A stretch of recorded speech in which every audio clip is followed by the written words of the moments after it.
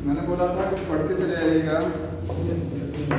DNA RNA के बारे में, बायोमॉलिक्यूल वाले चैप्टर से। ठीक है, काफ़ी चीज़ें मैंने वहाँ बता दिया था, आप लोगों को पता होगा। डबल हेलिकल मॉडल दिया हुआ है, इसमें भी दिया हुआ है, मैंने वहीं बता दिया था पूरा कंप्लीट। समझ में आ रहा है? वहाँ से पढ़ लीजिएगा। Double helical model Watson Crick का जो है बताया था मैंने। ठीक है, बाकी जो चीज़ें हैं और समझ लीजिए।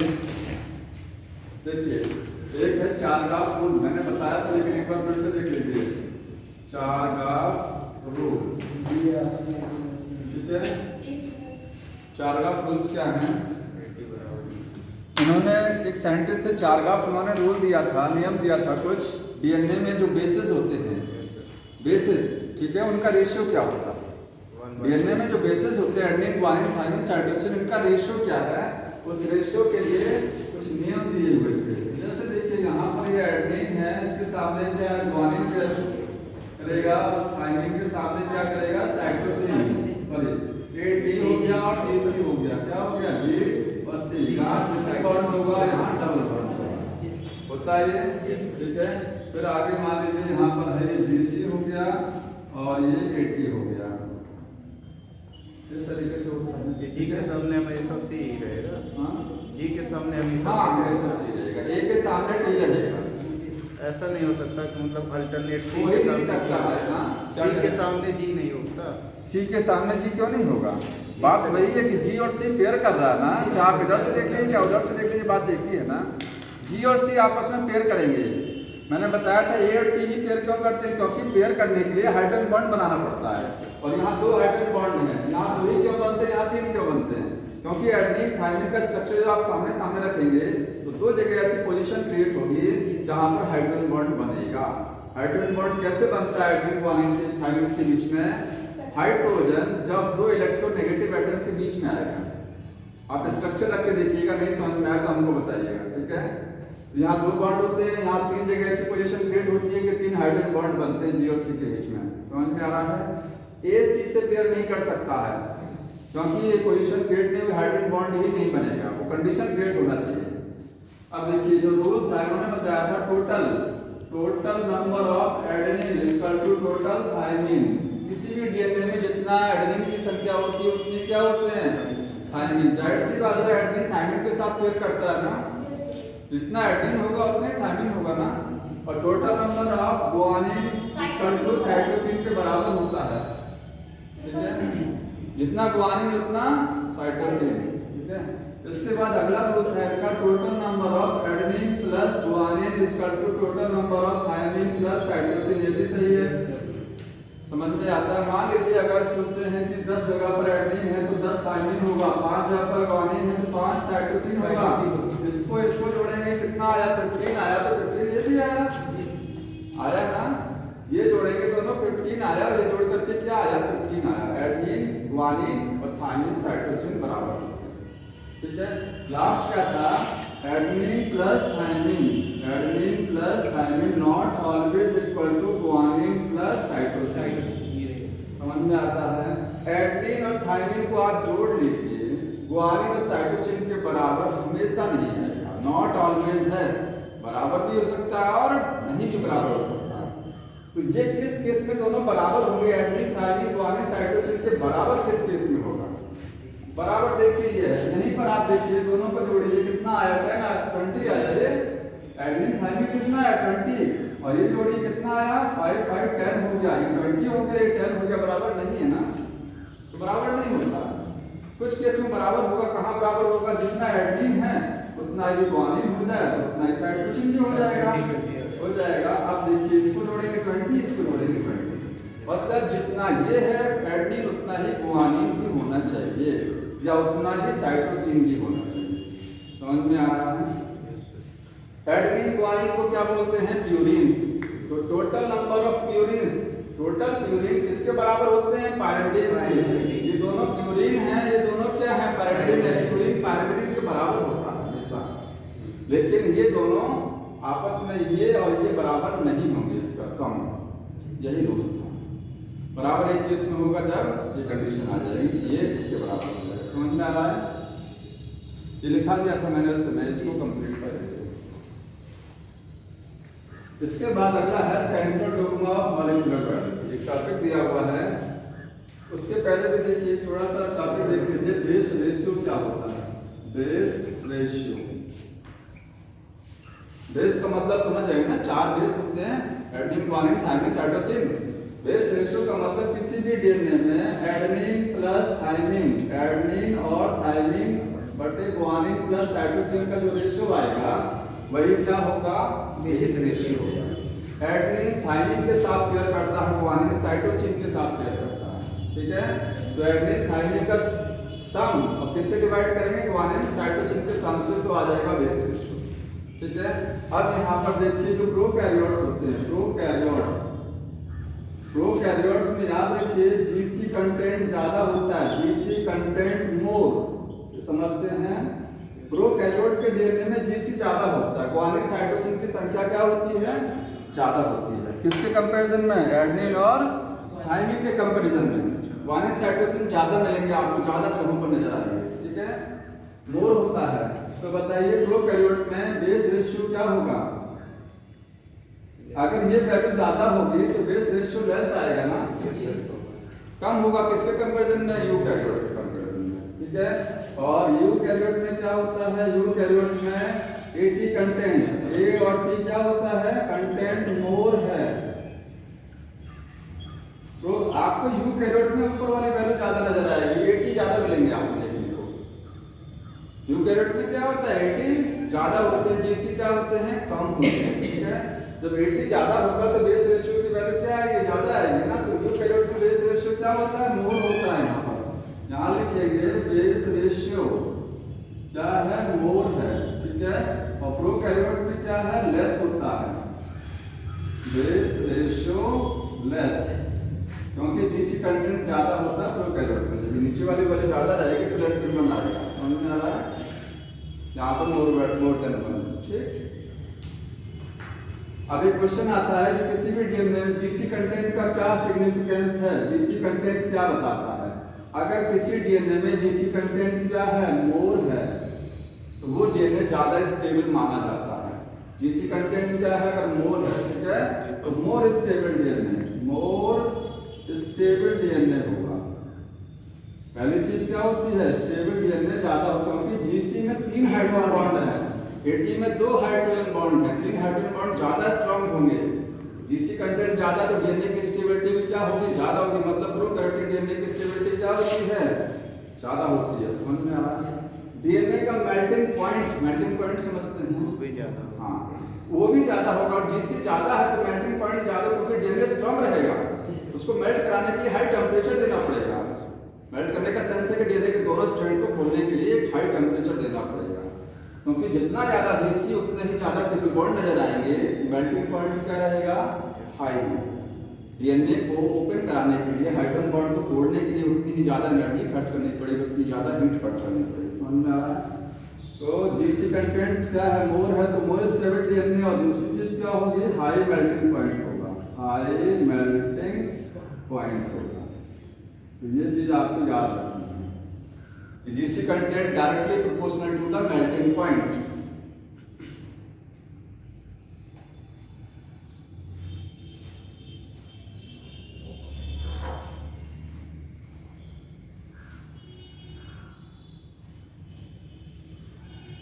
अब इसके बाद देखिएगा सेंट्रल डोग्मा, आगे टॉपिक दिया हुआ है central dogma of molecular biology. हो गया ये,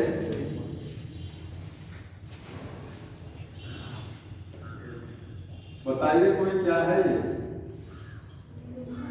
सेंट्रल डोग्मा किसको बोलते हैं, इसमें क्या बताया जाता है, सेंट्रल डोग्मा में क्या चीज बताई जाती है, फ्लो ऑफ जेनेटिक इंफॉर्मेशन हमारी बॉडी में या प्लांट की बॉडी में, ठीक है, किसी लिविंग सिस्टम में जेनेटिक इंफॉर्मेशन का फ्लो कैसे होता है हमारी बॉडी में या किसी लिविंग सिस्टम में। इंफॉर्मेशन, सूचनाएं कहाँ स्टोर होती हैं, डीएनए के अंदर, डीएनए के अंदर होती हैं। किस रूप में होती हैं, कोडॉन के रूप में, बेसेस के रूप में, समझ में आया। बेस की जो सीक्वेंस है वही इंफॉर्मेशन है।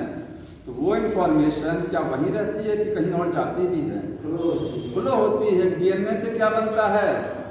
आरएनए बनता है। आरएनए से प्रोटीन बनती है। तो डीएनए से इंफॉर्मेशन आरएनए में गया, आरएनए से कहाँ चला गया? प्रोटीन में चला गया। ठीक है।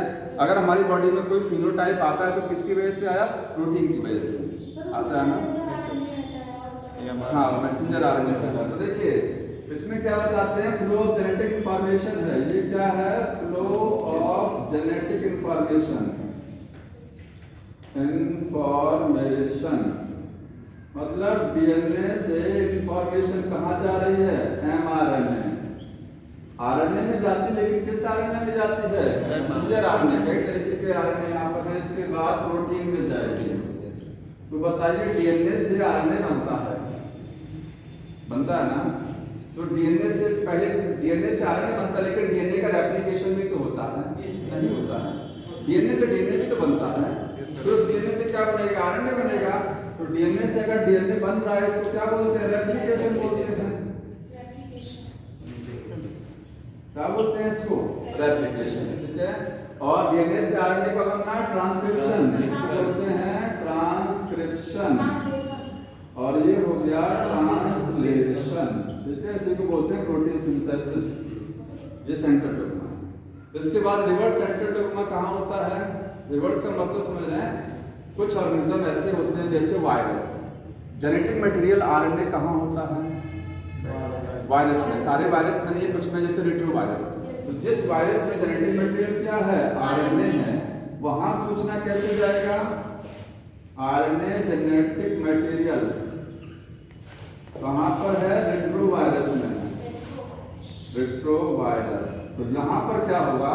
रिवर्स सेंट्रोडोग्मा होता है। इंफॉर्मेशन अपोजिट डायरेक्शन में जाती है। देखिए कैसे? तो ये जो कि जेनेटिक आरएनए है ना, क्या आरएनए से प्रोटीन डायरेक्ट बन सकती है? नहीं। आरएनए रेप्लिकेट नहीं करेगा ना, ये रेप्लिकेट नहीं करेगा। जिसका जेनेटिक मटेरियल आरएनए है, जिस बॉडी में जेनेटिक मटेरियल क्या है? वायरस का आरएनए है। तो इंफॉर्मेशन को आगे ले जाने के लिए, फ्लो ऑफ इंफॉर्मेशन कराने के लिए आरएनए रेप्लिकेट तो करता नहीं है। तो आरएनए से प्रोटीन कैसे बनेगा? मान लीजिए एक आरएनए से प्रोटीन बन भी गया, तो फिर दोबारा आरएनए कहाँ से आएगा ना? दोबारा कहाँ से आएगा?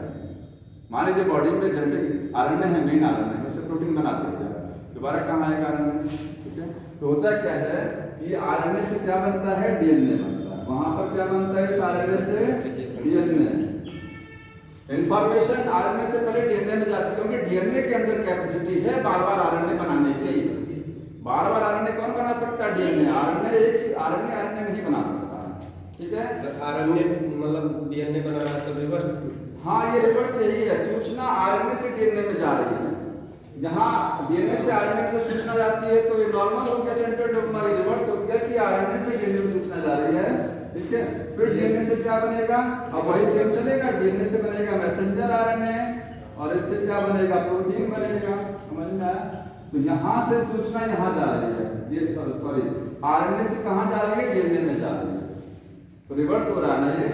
इसमें एंजाइम कौन सा लगेगा? Reverse transcriptase. Reverse transcriptase enzyme लगेगा। आरएनए से डीएनए को बनाने वाला enzyme reverse transcriptase. HIV virus क्या है? आरएनए कंटेनिंग वायरस है, उसमें आरएनए रेट्रोवायरस है। वहां रिवर्स ट्रांसक्रिप्शन होता है। रिवर्स सेंट्रोडोग्मा काम करता है। समझ में आ रहा है?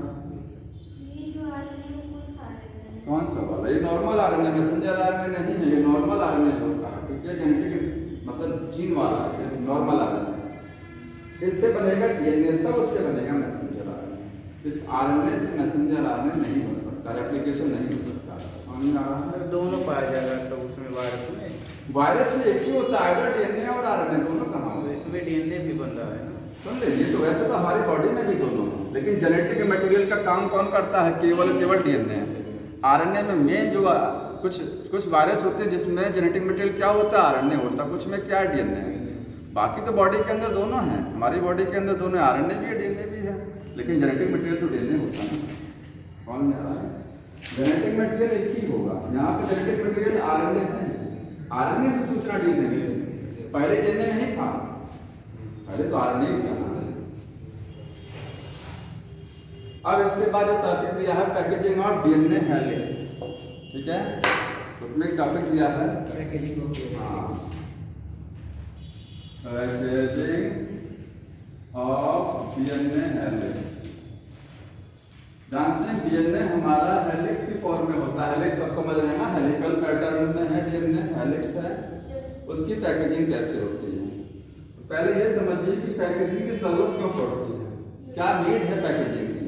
तो देखिए, सब लोग जानते हैं कि जैसे मैंने बताया था आपको वाटसन क्रिक का डबल हेलिकल मॉडल समझाया था, उसमें बताया था कि ये डीएनए है। इस तरीके से डीएनए में यहाँ पर ये बेस लगे होते हैं, एडेनिन है, उसके सामने क्या है, थाइमिन। यहाँ मैं बना दे रहा हूँ, ये एडेनिन है और ये थाइमिन हो गया, ये गुआनिन है, ये साइटोसिन हो गया। हो गया ये दो बेस पेयर के बीच की डिस्टेंस कितनी होती है?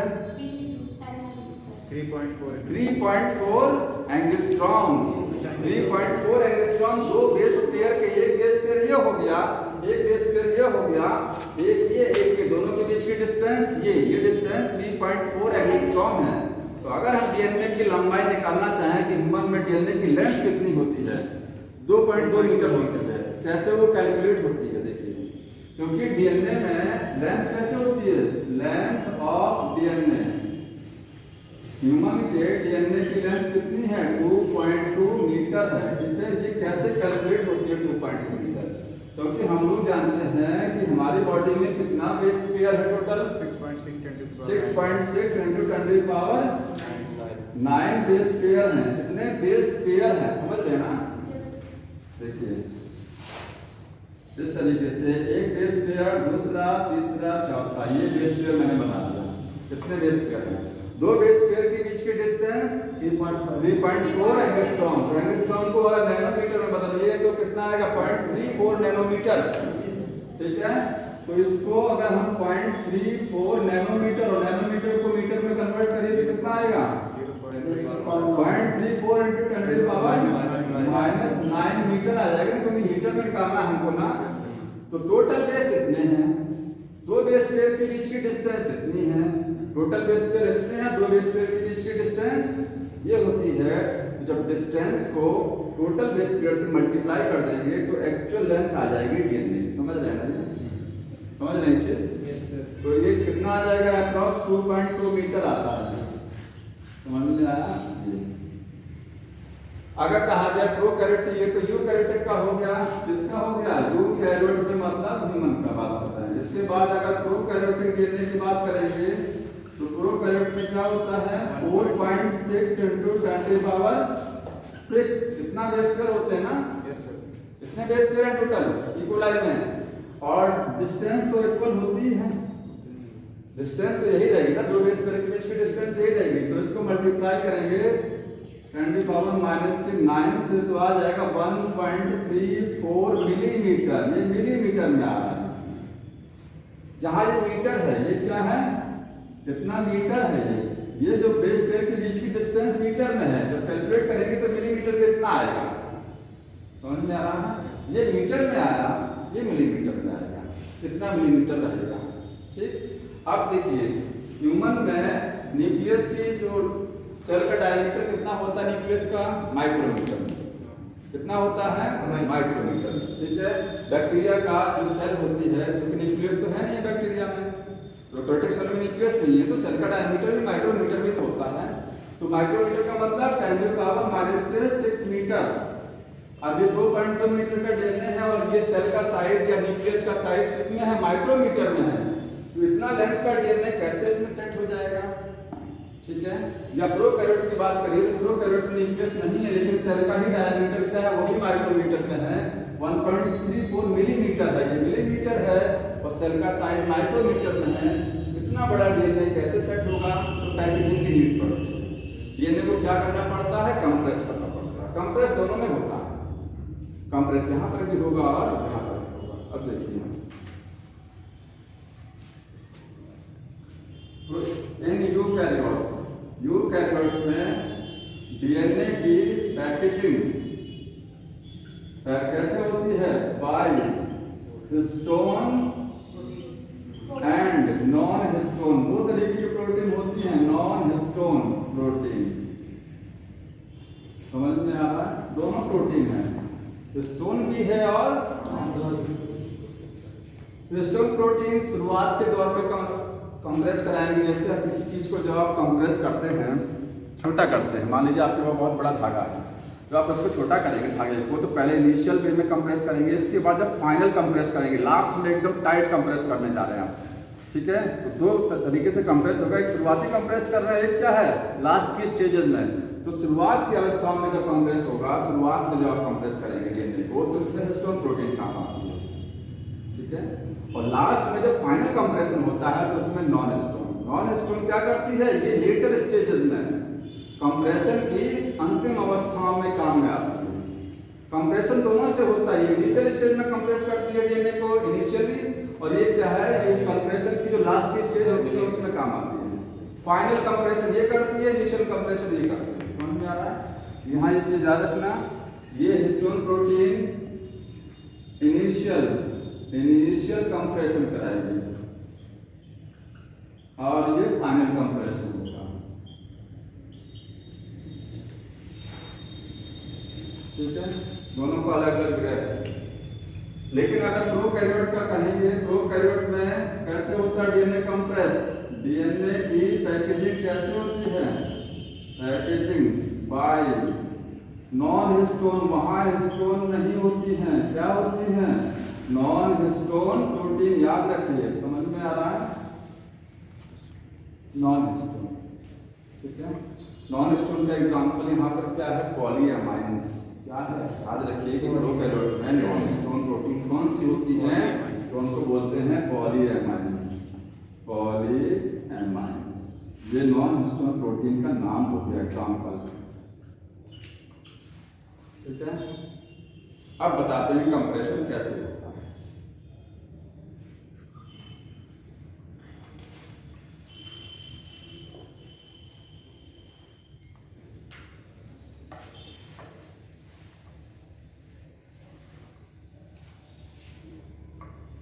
देखिए सर, बता दें,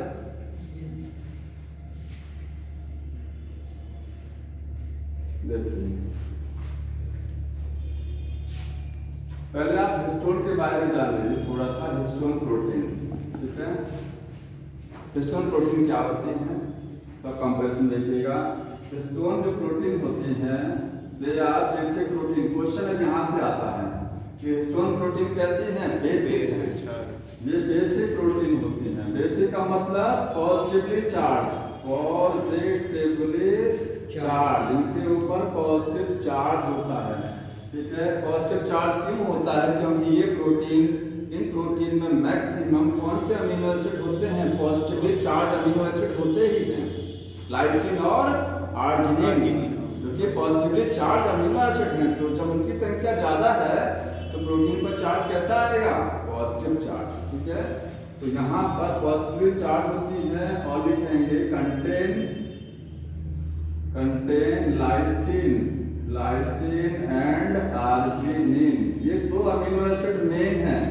ये क्या है, पॉजिटिव चार्ज अमीनो एसिड है, इनके ऊपर चार्ज कैसा होता है, पॉजिटिवली चार्ज, ठीक। तो इनकी संख्या बहुत ज्यादा होती है हिस्टोन में, इसी वजह से हिस्टोन प्रोटीन क्या होती हैं, पॉजिटिवली चार्ज। समझ में आ रहा है?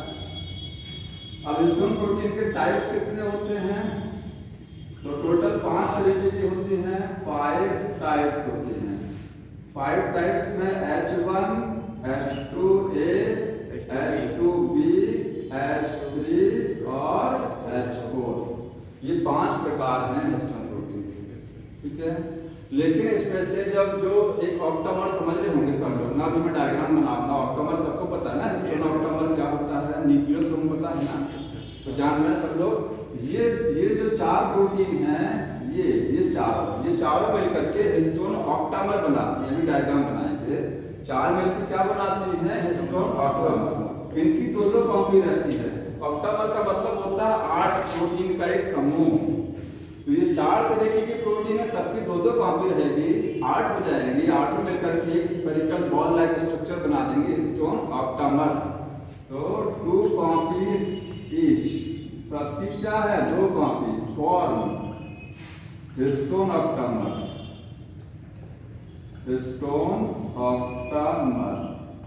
ठीक है।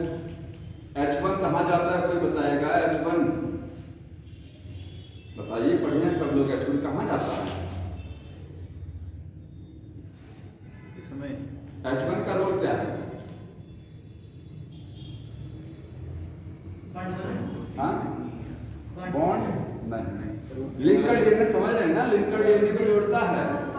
लिंकर डीएनए में होता है, नोट कर लीजिएगा, ये कहाँ होता है? इन लिंकर डीएनए, लिंकर डीएनए में आपको मिलेगा। ठीक है, समझ में आ रहा है? तो ये 5 तरीके के हिस्टोन प्रोटीन, सबकी 2-2 कॉपी मिल करके हिस्टोन ऑक्टामर बना देती हैं, और ये हो गया लिंकर डीएनए में H1। इतना याद रखिए। अब देखिए आगे, डीएनए पे चार्ज कैसा होता है? Negative charge. क्यों होता है डीएनए पे नेगेटिव चार्ज? एसिडिक होता है ड्यू टू द फास्फोरस। तो फास्फोरस कहाँ से आता है? फास्फोरिक एसिड से आता है। तो फास्फेट ग्रुप होने की वजह से डीएनए एसिडिक होता है। एसिडिक डीएनए है। प्रोटीन कैसी है? बेसिक है, पॉजिटिवली चार्ज। डीएनए कैसा है? Negatively charge. डीएनए किसके चारों तरफ लपटता है? प्रोटीन के चारों तरफ, फोर्स ऑफ अट्रैक्शन की वजह से। समझ में आ रहा है? क्योंकि प्रोटीन है बेसिक, पॉजिटिवली चार्ज, डीएनए है नेगेटिवली चार्ज, और नेगेटिवली चार्ज डीएनए प्रोटीन के चारों तरफ रैप कर जाएगा, और डीएनए की लेंथ क्या हो जाती है? शॉर्ट हो जाएगी। ठीक है, अब यहाँ पर देखिए,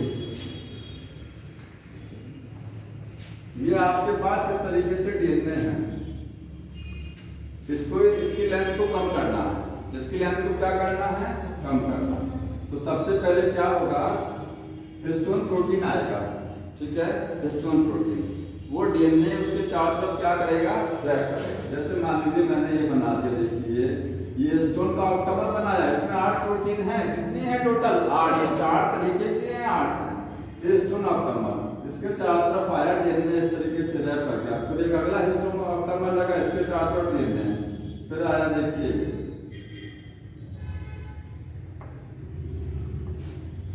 कुछ लंबाई घटेगी डीएनए, यहाँ तो नहीं नजर आ रहा, यहाँ तो सेम लग रहा है, लेकिन डीएनए की लेंथ क्या हुई? डिक्रीज की ना। थिकनेस बढ़ी कि नहीं बढ़ी डीएनए की? बताइए, डीएनए की थिकनेस स्टार्टिंग में कितनी थी? कोई बताएगा? थिकनेस डीएनए की कितनी होती है? 2 नैनोमीटर, 20 एंगस्ट्रॉम होता है ना। डीएनए का डायमीटर कितना है? 20 एंगस्ट्रॉम, 2 नैनोमीटर है। तो डीएनए की थिकनेस है 2 नैनोमीटर, मतलब 20 एंगस्ट्रॉम डायमीटर होता है डीएनए का, सबको पता है। ठीक है, ये डीएनए है। अब यहाँ पर जब ये बन जाएगा, ठीक है, इस स्ट्रक्चर को न्यूक्लियोसोम बोलते हैं। क्या बोलते हैं? न्यूक्लियोसोम। तो ये बन गया न्यूक्लियोसोम। न्यूक्लियोसोम तो 2 नैनोमीटर से अब थोड़ा सा थिकनेस बढ़ जाएगी, नहीं बढ़ेगी। एक धागा था पहले, उस धागे में मोती लगा दिया, बीच बीच में लगा दिया। अब ये जो मोतियों की थिकनेस होगी ना, ये जो बीड लाइक स्ट्रक्चर बनी है, इनकी भी तो कुछ मोटाई है, जिसकी वजह से डीएनए की थिकनेस कितनी हो गई यहाँ पर? अब ये डीएनए की सॉरी ये न्यूक्लियोसोम बन गया। अब इसकी थिकनेस कितना हो गया? टोटल थिकनेस 20 से ज्यादा 10 एंगस्ट्रॉम। कितना हो गया? 10 एंगस्ट्रॉम थिकनेस हो गया, सॉरी 10 नैनोमीटर। कितना हो गया? 10 नैनोमीटर, मतलब 2 नैनोमीटर से बढ़ करके 10 नैनोमीटर हो गया। देखिए धीरे धीरे पहुंचेगा 14 नैनोमीटर। क्रोमोसोम जो आप पढ़ते हैं, क्रोमोसोम गुणसूत्र, उसकी मोटाई कितनी है? 700 से लेकर के 1400 नैनोमीटर होती है उसकी थिकनेस। वो कैसे बढ़ती है बता रहे हैं। ठीक है, अब ये स्ट्रक्चर बना कैसे, ये समझना है कि बना कैसे है ये वाला।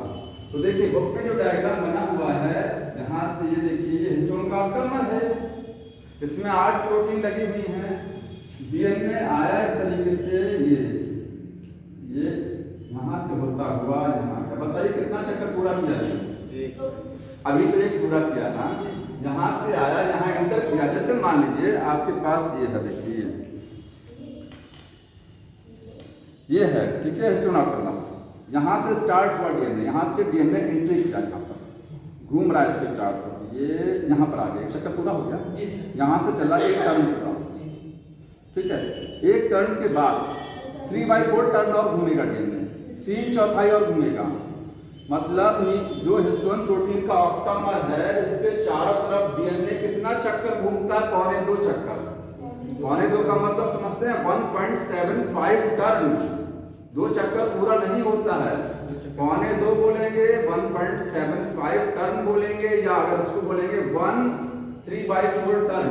1 3/4 का मतलब समझते हैं, एक सही 3/4।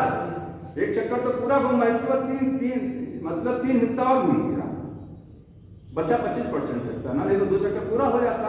तो यहाँ से आया, एंट्री किया, एक चक्कर पूरा किया, इसके बाद देखिए यहाँ से एंट्री किया डीएन में, एक चक्कर घूम के यहाँ पूरा हो गया, इसके बाद आधा और गया, इसके बाद 1/4 और गया, यहाँ रुक गया। यहाँ देखिए पोजीशन देख रहे हैं, यहाँ आता तो पूरा 2 चक्कर यहीं रुक गया। अब अगला सीधा हो जाएगा डीएन में, फिर अगला हिस्टोन ऑक्टामर पकड़ेगा, उसके चारों तरफ रैप करेगा 1 3/4 टर्न। समझ में आ रहा है?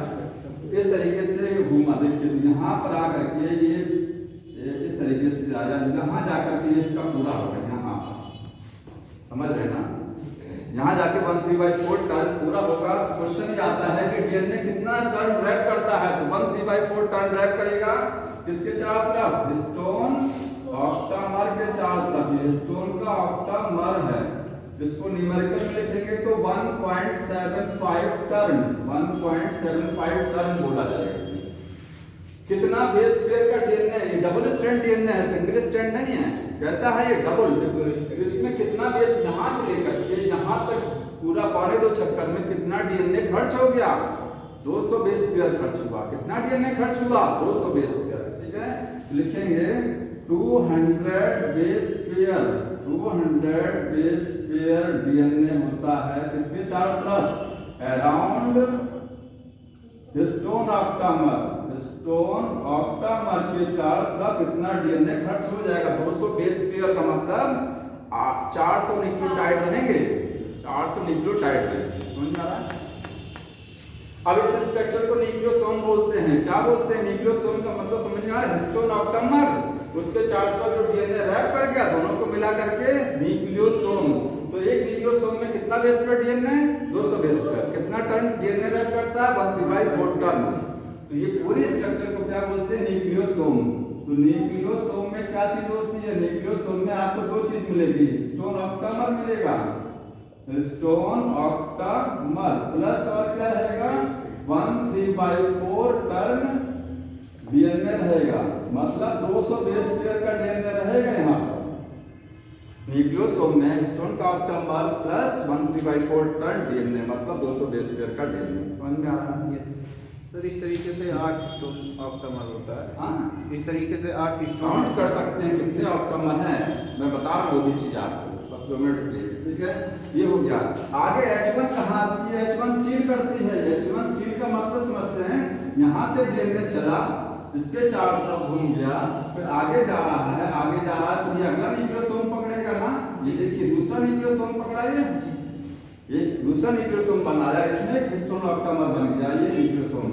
तो ये सील करने का काम करता है। देखो यहाँ पर ये सील किया, सील समझ रहे ना, इधर से डीएनए आया, निकल गया इधर, दोनों इधर से आ रहा है, इधर से निकल रहा है, दोनों को यहाँ सील कर देगा ताकि ये ढीला ना हो, लूज ना होने पाए।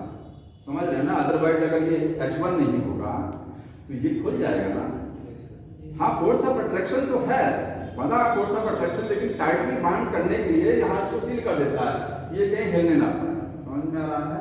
तो ये और एक चीज होती है लिंकर डीएनए। क्या होता है लिंकर, समझते हैं, एक न्यूक्लियोसोम दूसरा न्यूक्लियोसोम दोनों के बीच में जो डीएनए आपको दिखाई दे रहा है, डीएनए देख रहे हैं ना, जोड़ रहा है, यही लिंकर डीएनए है। तो बताइए इधर से डीएनए आ रहा, तो ये भी लिंकर, यहाँ पे न्यूक्लियोसोम लगा हुआ, ये लिंकर हो गया, यहाँ ये लिंकर हो गया।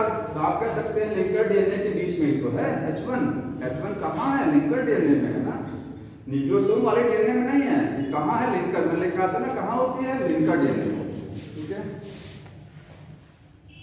तो देखिए हो गया। हाँ, तुम्हारा क्वेश्चन था इसमें दिया हुआ। देखिए और एक चीज, इलेक्ट्रॉन माइक्रोस्कोप में अगर आप इसको, अब बताइए क्रोमैटिन बोल सकते हैं क्या? अब इसको क्रोमैटिन याद रखिए, ये डीएनए है, जब तक डीएनए के चारों तरफ प्रोटीन नहीं जुड़ेगा तब तक आप इसको क्रोमैटिन नहीं बोलेंगे।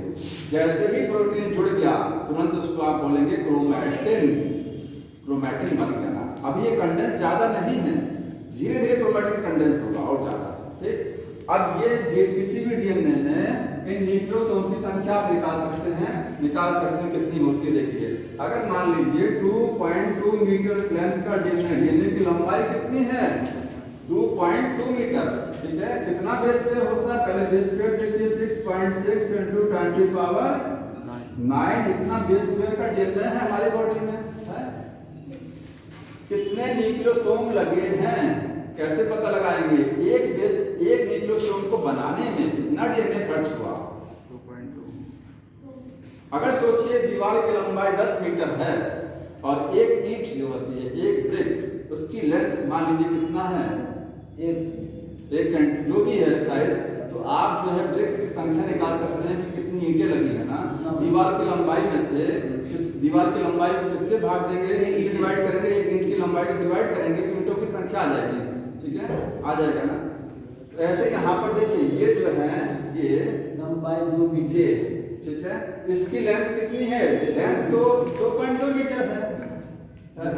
लेकिन हमको न्यूक्लियोसोम की लंबाई, या तो आप एक तरीका है कि न्यूक्लियोसोम में जितना बेस पेयर खर्च हो रहा है उसकी लंबाई निकाल लीजिए, कितना बेस पेयर खर्च हुआ तो लंबाई निकाल सकते हैं ना। 200 को किससे गुणा करेंगे? 200 को गुणा करेंगे, मल्टीप्लाई करेंगे, दो बेस पेयर के बीच की डिस्टेंस 0.34 इंटू 10⁻⁻9 मीटर से मल्टीप्लाई कर दीजिए तो आ जाएगा कि इसमें कितना लेंथ का डीएनए खर्च हो रहा है।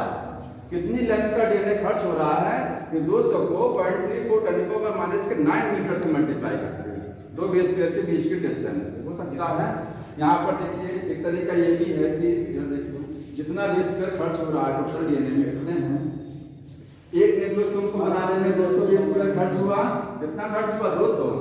जब इससे डिवाइड करेंगे तो आपके पास डाटा आ जाएगा कि कितने न्यूक्लियोसोम लगे हैं, आ जाएगा। क्या एग्जैक्ट डाटा आएगा? अप्रॉक्स डाटा आएगा, एग्जैक्ट नहीं आएगा, क्योंकि लिंकर डीएनए कहाँ जाएगा? इसको तो आपने कैलकुलेट ही नहीं किया ना। एक अप्रॉक्स डाटा आएगा आपके पास, लिंकर डीएनए आप कैलकुलेट नहीं कर रहे हैं ना। लिंकर में हमको नहीं पता कितना है, कौन में आ रहा है, तो एक अप्रॉक्स निकाल सकते हैं कितने न्यूक्लियोसोम हो सकते हैं। ये उसका एक थ्रेड है, वो किसी इंड पर मतलब खुला नहीं रहता। किस पर?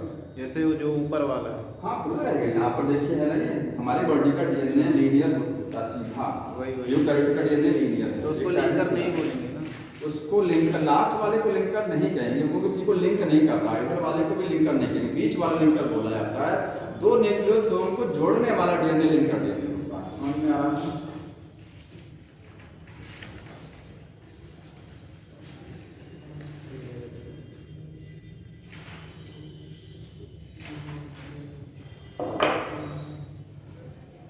तो इलेक्ट्रॉन माइक्रोस्कोप में अगर हम न्यूक्लियोसोम को देखेंगे तो नजर आएगा जैसे बीड्स ऑन ए स्ट्रिंग, मतलब एक धागे में मोती लगे हुए हैं। ये देखिए बीड्स लगे हैं, धागे में लगे हैं, beads on a string. Chromatin कैसा दिखाई देता है? बीड्स ऑन ए स्ट्रिंग, एक धागे में जैसे मोती लगे हैं। इसके बाद और कंप्रेस करना, अभी नॉन हिस्टोन प्रोटीन नहीं आएगा, ध्यान रखिए। मैंने बताया शुरुआत की अवस्थाओं में कौन कंप्रेस करा रहा है? हिस्टोन। लास्ट की अवस्थाओं में नॉन हिस्टोन कंप्रेस कराएगी, ठीक है। तो अभी ये, इसके बाद देखिए, अब सोचिए ऐसे मान लीजिए और कंप्रेशन कैसे होता है, ये है आपके पास ना। सोचिए ये डायग्राम यहाँ पर है, कितनी थिकनेस? 10 नैनोमीटर इसकी थिकनेस है। इसको फोल्ड कर दीजिए पूरा ऐसे, और फोल्ड जब कर दीजिए, तार है आपको, फोल्ड करके इसको ऐसे ले जाइए, मतलब सीधे को फोल्ड करके ऐसे कर दीजिए। बताइए, ये आपके पास था सीधा था, फोल्ड करके आपने ऐसे कर दिया, बताइए थिकनेस बढ़ गया ना। तो ये और ज्यादा इस तरीके से फोल्ड होगा, ये और ज्यादा फोल्ड होगा तो थिकनेस और बढ़ेगी। समझ में आ रहा है? तो अब जब और फोल्ड होगा तो देखिए इस तरीके से आएगा।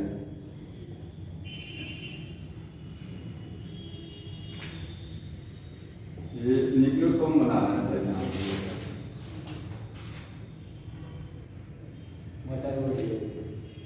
मोटाई बढ़ रही है, इसकी लेंथ बढ़ रही है। देखिए समझ में आया? इस स्ट्रक्चर को सोलेनॉइड बोलते हैं। क्या बोलते हैं? सोलेनॉइड। याद रखिए, न्यूक्लियोसोम के बाद अभी कौन सा होता है? सोलेनॉइड। कितनी थिकनेस होती है सोलेनॉइड के? 30 नैनोमीटर। कितना होगा इसका? 30 नैनोमीटर, ठीक है। फिर ये और एक बार फिर से और होगा, और टर्न होगा, ये और कंप्रेस करेगा, ये उठ करके ऐसे आएगा, ये उठ करके ऐसे आएगा, और कंप्रेस होगा तो देखिए अभी धीरे धीरे छोटा हो रहा है। अब मैं इस तरीके से ये हो गया, इस तरीके से और कंप्रेस हो रहा है। ये देखिए, ये सुपर सोलेनॉइड क्या हो गया? Super solenoid. सुपर सोलेनॉइड समझ रहे हैं ना? सोलेनॉइड से ज़्यादा कंप्रेस फॉर्म सुपर सोलेनॉइड, ठीक है। 30 नैनोमीटर हो गया। इसके बाद ये आएगा अप्रॉक्स 300 नैनोमीटर, 300 या 400 जो भी लिखा गया होगा बुकों में, ठीक है। ये सीधे अबाउट जा रहा है, एकदम डायरेक्टली कंप्रेस कर गया ये। यहीं पर नॉन हिस्टोन प्रोटीन इन्वॉल्व हो रही है। यहीं पर कौन सी हो रही है? नॉन हिस्टोन, क्योंकि ये लास्ट में बहुत ज़्यादा कंप्रेस कर दिया इसको। उधर वो अपने आप कंप्रेस हो रही है बिना किसी चीज़ के। अब एडिशनल प्रोटीन आ रही है इसमें। नॉन हिस्टोन बताया था ना, जब लास्ट में कंप्रेशन कराती है नॉन हिस्टोन होती है ना। लास्ट में जो कंप्रेशन कराएंगे वो क्या होगा? Non histone. देखिए 30 से 300 हो गया सीधे ना, हो गया नैनोमीटर थिकनेस। तो नॉन हिस्टोन का रोल है लास्ट की अवस्थाओं में कौन कंप्रेस कराता है? Non histone. समझ में आ रहा है? इसके बाद आप सीधे देखिए ये क्रोमोसोम बन गया। ये क्या बन गया? इतना कंप्रेस हो गया कि क्या बन गया? वो क्रोमोसोम, ठीक है। और क्रोमोसोम में अगर आप ये 2 आर्म दिखा रहे हैं तो इसकी टोटल थिकनेस तो 1400 होती है। कितनी होती है? 1400 नैनोमीटर। 700 से लेकर के एक आर्म की थिकनेस 700, दोनों आर्म की थिकनेस 1400 नैनोमीटर थिकनेस हो गया। 700 से लेकर के 1400 थिकनेस हो जाएगी। यहाँ और ज्यादा कंप्रेस हुआ, 300 से पहुंच गया 700, उसके बाद पहुंचता है 1400।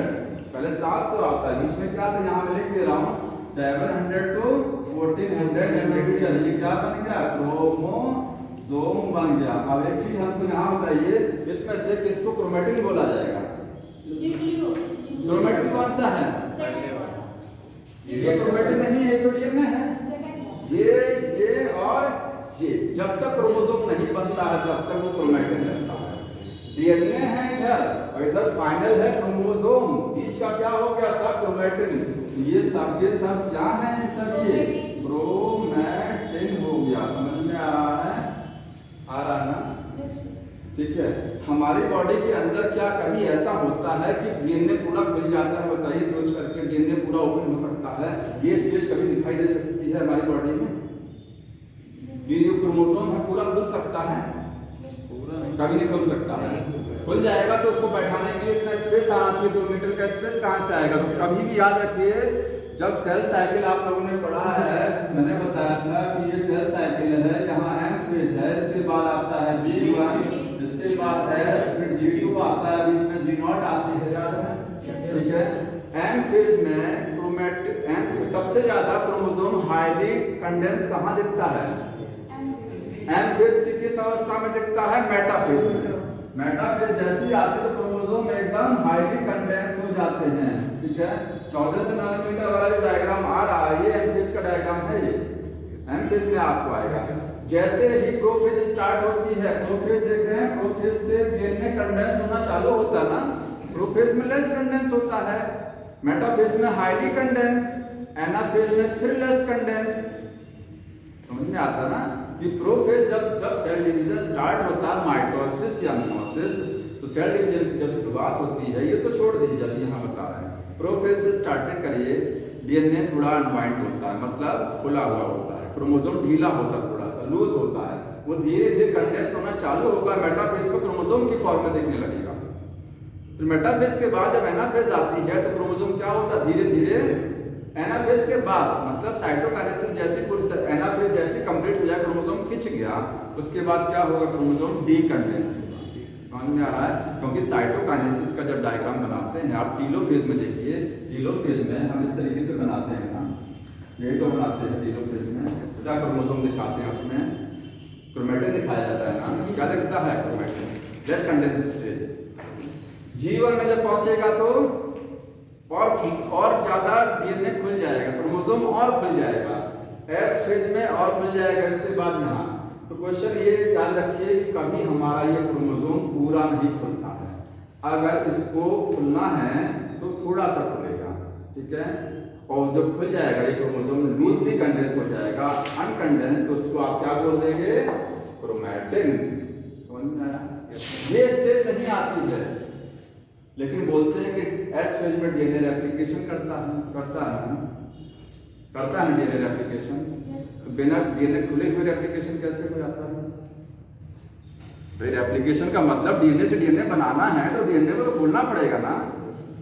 तो याद रखिए, जैसे मान लीजिए एस फेज में है, यही सोचिए ये स्टेज है, ठीक है। क्रोमैटिन है, यहाँ पर क्या है, क्रोमैटिन है। डीएनए लूजली कंडेंस है, डीएनए क्रोमोसोम क्या है, क्रोमोसोम लूजली कंडेंस है, क्रोमैटिन की अवस्था में है। जब इससे डीएनए का रेप्लिकेशन होगा तो थोड़ा सा हिस्सा खुलता है, थोड़ा सा हिस्सा खुलेगा, जैसे ये हिस्सा देख रहे हैं। जितने जितने पार्ट से हमको रेप्लिकेशन कराना है उतना ही हिस्सा खुलता है। कभी पूरा जो है क्रोमैटिन, कभी पूरा डीएनए आपका सीधा नहीं होता है, समझ में आ रहा है। जितने हिस्से से डीएनए का रेप्लिकेशन कराना है वही उतना हिस्सा खुलेगा पूरी तरीके से, बाकी हिस्सा क्रोमैटिन की अवस्था में रहता है। तो हमारी जब सेल डिवाइड नहीं करती हैं तो हमारा आनुवंशिक पदार्थ क्रोमोसोम या डीएनए किस अवस्था में रहता है, क्रोमैटिन की अवस्था में रहती है। जब सेल डिवाइड करती हैं तो वो क्रोमोसोम की अवस्था दिखाई देती है। क्रोमैटिन, जैसे मान लीजिए आपकी सेल डिवाइड नहीं कर रही हैं तो जेनेटिक मटेरियल की कौन सी स्टेज होती है, क्रोमोसोम नहीं होता। फिर सेल डिवाइड नहीं कर रही है तो जेनेटिक मटेरियल क्रोमैटिन की अवस्था में होता है। जब सेल डिवाइड करती हैं तो जैसे मेटाफेज पहुंचेगा तो क्रोमोसोम की अवस्था दिखने लगती है। सेल डिवीजन के टाइम पे क्रोमोसोम दिखता है, सेल डिवाइड नहीं कर रही है तो क्रोमोसोम नहीं रहेगा, वो क्रोमैटिन रहेगा। और कभी पूरा डीएनए ऐसे नहीं दिखता है, ये नहीं सर्कुलर डीएनए। हाँ, माइटोकॉन्ड्रिया के डीएनए आखिर प्रोकैरियोटिक नेचर का डीएनए है ना उसका भी, वो भी तो प्रोकैरियोट में भी तो कंडेंसेशन की नीड पड़ती है, नहीं पड़ती। प्रोकैरियोट का डीएनए भी कंडेंस होता है क्योंकि 1.34 नैनोमीटर उसमें हिस्टोन। देखिए माइटोकॉन्ड्रिया का डीएनए प्रोकैरियोटिक नेचर का होता है पूरी तरीके से, समझ में आया। और क्लोरोप्लास्ट का डीएनए प्रोकैरियोटिक नेचर का पूरी तरीके से।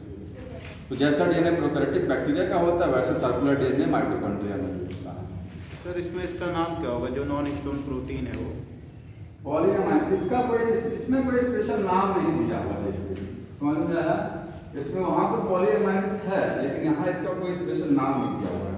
बस आप नॉन हिस्टोन याद रखिए कि नॉन हिस्टोन प्रोटीन होगी, समझ में आया, कोई स्पेशल नाम नहीं। ये हो गया जी। तो ये कंडेंसेशन, ये पैकेजिंग ऑफ डीएनए वाला टॉपिक कंप्लीट हो गया। अब थोड़ा सा डीएनए और आरएनए के बारे में डिफरेंस जान लीजिए जल्दी से। आरएनए में क्या डिफरेंस होता है, ठीक है। हालांकि बता दिया मैंने, कोई बताइए जैसे क्या डिफरेंस है। DNA generally double strand, RNA generally single strand, exception हर जगह हैं, ठीक है। दूसरा डिफरेंस क्या है, हाँ मार्कर कॉपी, हाँ मास्टर कॉपी, ठीक है। दूसरा डिफरेंस देखिए ये है डीएनए आरएनए में कि डीएनए जो होता है, ठीक है, ये हाईली स्टेबल होता है and less reactive against temperature, pH, chemicals, ठीक है। और आरएनए जो है वो लेस स्टेबल है, ये क्वेश्चन दिया हुआ है, less stable and highly reactive, समझ रहे। देखिए डीएनए की स्टेबिलिटी ज्यादा है कि आरएनए की? डीएनए क्यों स्टेबिलिटी ज्यादा है? क्योंकि डीएनए में दो स्ट्रैंड हैं, दोनों हाइड्रोजन बॉन्ड से बंधे हैं। डीएनए को ओपन करना थोड़ा सा उतना आसान नहीं है जितना आसान आरएनए को ब्रेक करना। आरएनए एक सिंगल स्ट्रैंड है, उसको ब्रेक करना आसान है, ठीक है। टेम्परेचर चेंज करके, पीएच बदल करके या किसी केमिकल के ट्रीटमेंट से आरएनए को ब्रेक करना आसान है। तो जिसकी स्टेबिलिटी ज्यादा होती है वो लेस रिएक्टिव होता, समझ सकते इस चीज को। रिएक्शन कम शो करेगा, डीएनए रिएक्शन कम शो करेगा किसी केमिकल को लेकर के, वो रिएक्शन कम, क्योंकि स्टेबल है अपने आप में। जब स्टेबल है तो रिएक्शन नहीं करेगा ना वो, ठीक है, क्योंकि स्टेबिलिटी ज्यादा है। तो जिसकी स्टेबिलिटी कम है वो क्या करेगा, तुरंत रिएक्शन कर जाएगा, वो तुरंत ब्रेक कर जाएगा। कोई केमिकल का ट्रीटमेंट दे दिया, वो तुरंत ब्रेक कर जाएगा, इसका मतलब उसमें स्टेबिलिटी है ही नहीं है, बहुत ज्यादा रिएक्शन शो कर रहा है। तो एक तो रीजन ये हो गया कि डीएनए की स्टेबिलिटी होने का कि डीएनए डबल स्ट्रैंड है, आरएनए सिंगल स्ट्रैंड। दूसरा रीजन है कि डीएनए में जो शुगर होती है, पेंटोज शुगर, उसका डायग्राम ऐसे बनता है, देखिए इस तरीके से। यहाँ पर OH तो होता है, 3 नंबर कार्बन पर OH है, लेकिन 2 नंबर कार्बन पर OH नहीं होता है। और ये जो OH लगा हुआ है ये फॉस्फोडाइएस्टर बॉन्ड बनाने में बिजी रहता है।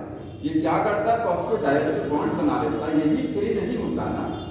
ये तो मैंने बना दिया फ्री, लेकिन जब फॉस्फोडाइस्टर बॉन्ड बनेगा तो ये भी गायब हो जाएगा। तो यहाँ कोई OH ग्रुप ऐसा फ्री नहीं है। लेकिन आरएनए का केस देखिए, आरएनए हाईली रिएक्टिव क्यों होता है? Due to the presence of the 2' and OH group. यहाँ पर एक OH ग्रुप आपको 2 नंबर कार्बन पर मिलेगा, ये हमेशा फ्री रहता है। ये तो बॉन्ड बना लेगा, ये हमेशा फ्री रहेगा, यही रिएक्शन करता है। 2 रीजन समझ में आया। आरएनए सिंगल स्ट्रैंड है तो आरएनए पर 2' एंड 2 नंबर कार्बन पर होकर के क्या है, OH फ्री है, जिसकी वजह से आरएनए रिएक्टिव होता है। सर एक होता है 5 वो तो 5x उसमें सिंगल स्ट्रैंड आ रहा है, सिंगल स्ट्रैंड डीएनए होता है, एक्सेप्शन वाला ना सिंगल स्ट्रैंड डीएनए। बैक्टीरियोफेज और रियो वायरस में डबल स्ट्रैंड आरएनए, रियो वायरस नहीं, रियो वायरस बोलेंगे डबल स्ट्रैंड आरएनए। समझ में आ रहा है? वहाँ सर H होगा ना, कहाँ? जहाँ वो OH जिसमें नहीं है उसमें H तो होगा। H से मतलब नहीं है, H होता है ठीक है, लेकिन OH रिएक्टिविटी के लिए ये OH H तो आपको हर जगह समझ में आया। अब एक चीज बताइए, जब हमारी बॉडी के अंदर जो आरएनए है, ठीक है, क्या हमारी बॉडी के अंदर आरएनए में कहीं डबल स्ट्रैंड नहीं बनता है क्या? आरएनए सिंगल स्ट्रैंड होता है, ठीक है। वायरस में आरएनए क्या होता है, डबल स्ट्रैंड होता है रियो वायरस में, ठीक है। लेकिन क्या हमारी बॉडी के अंदर भी आरएनए में कहीं डबल स्ट्रैंड है?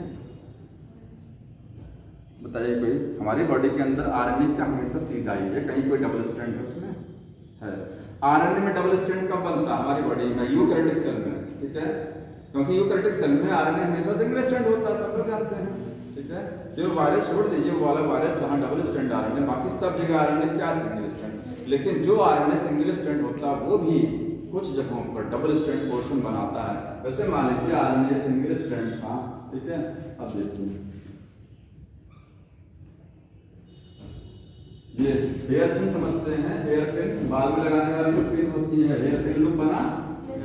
अगर सोचिए ये देखिए, आरएनए जब फोल्ड करता है, आरएनए में जब फोल्डिंग होती है, ठीक है, आरएनए सीधा, तो मैसेंजर आरएनए तो एकदम सीधा होता है, लेकिन आपने टीआरएनए का डायग्राम पढ़ा होगा, ट्रांसफर आरएनए जो अमीनो एसिड को उठा करके मैसेंजर आरएनए के ऊपर लेके आता ना, एडाप्टर मॉलिक्यूल बोलते हैं। टीआरएनए का दिया एडाप्टर मॉलिक्यूल, डायग्राम देखिए इस तरीके से बनता है, नहीं आता तो देखिए ये इसमें देखिए फोल्डिंग हुई है, इसमें बेस पेयरिंग है, यहाँ पर बेस पेयरिंग है, देखिए ये बेस पेयरिंग है, एडेनिन यूरेसिल गुआनिन साइटोसिन, ये देखिए ये फोल्डिंग का डायग्राम है, क्योंकि फोल्ड है आरएनए यहाँ पर। तो जब आरएनए में फोल्डिंग होगी तब उसमें डबल स्ट्रैंड पोर्शन बनेगा। कैसे फोल्डिंग होगी? फोल्डिंग, क्योंकि ट्रांसफर आरएनए फोल्ड होता है। समझ में आ रहा है? ट्रांसफर आरएनए लीनियर जब बनता है तो लीनियर बनता है। ये भी डीएनए से बना है, जितने आरएनए होते हैं सबके सब कहाँ बनते हैं? डीएनए से ही बनते हैं, ठीक है। मास्टर कॉपी डीएनए ही है, लेकिन जब बनेगा तो उसमें फोल्डिंग करानी पड़ेगी। फोल्डिंग नहीं होगा तो ये वाली आर्म कैसे बनेगा? सोचिए, यही आर्म एंटीकोडन आर्म होती है ना, यही तो कोडन को पहचानती है कि मैसेंजर आरएनए में कौन सा कोडन लगा हुआ है, इसमें लगा है ए यू जी, कौन सा लगा है, यही एंटीकोडन आर्म पहचानती है, इसलिए फोल्ड हो जाता है पूरा। तो आरएनए में केवल फोल्डिंग होने की वजह से आरएनए कहीं कहीं डबल स्ट्रैंड दिखाई देगा, बाकी आरएनए होता है सिंगल स्ट्रैंड। अगली बार कौन सा पढ़ के आना है? बंद कर दीजिए। देखिए